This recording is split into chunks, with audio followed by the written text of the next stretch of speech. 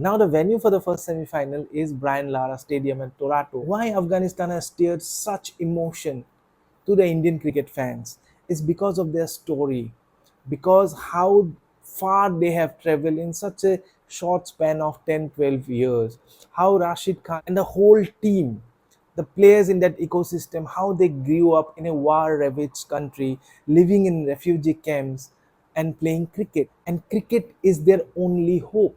It is the only happiness that Rashid Khan said his people deserve. What I wanted to say is the Afghanistan story. They have the momentum right now. In discussion around sports, there is a lot of talk about momentum, how teams build up. If we have seen the last IPL, how Hyderabad were smashing everybody on their way to the finals. And what happens in the final? It takes just one good over. One good over from Mitchell Stark in that final had all that momentum dissipate. See, for Afghanistan, it is only two players, Gurbaz and Jadran. And to win a semi-final, it takes more than two players. You cannot rely on your openers to come good match after match. The problem is they will be coming up against Rabada, Norkia, and Jensen. And there is Keshav Maharaj, who is excellent in this World Cup, and Tabriz Shamsi, if he's playing. And definitely he will be playing because the dimension of the Brian Lara Stadium is such that it has very huge square boundaries and shorter long boundaries. So spinners will definitely come into play in this match. Obviously, long story short, this match is going to be bowlers versus bowlers. It is between Rashid Khan, Noor, Nabi, Gulbuddin Naib, and this bunch of players, Keshav Maharaj, Rabada, Norkia. In the last two seasons of the Caribbean Premier League, if you see, the average first inning score is around 156, and the second innings average second inning score is 149, which means the team batting first will have to score around 150.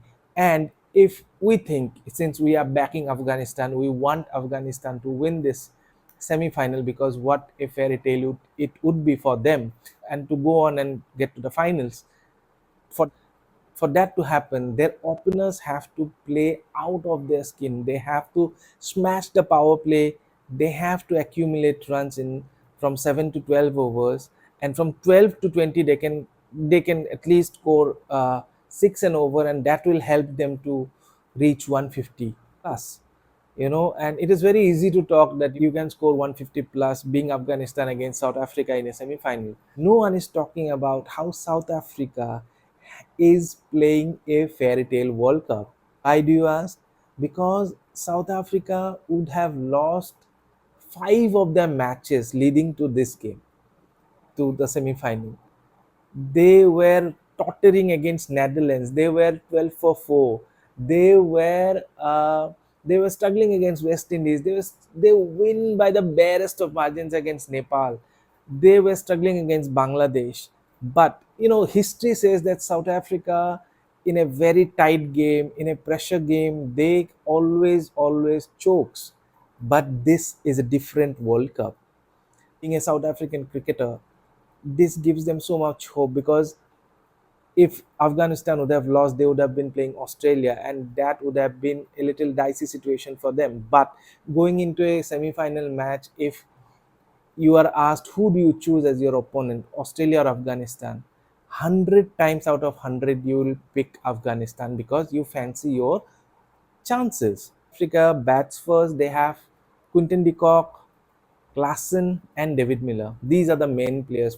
And for Afghanistan to post that 150 runs, they have Gurbaz, Omarzai, Nabi, Rashid Khan, and Gulbuddin Naib. These five players have to play like it's the game of their careers.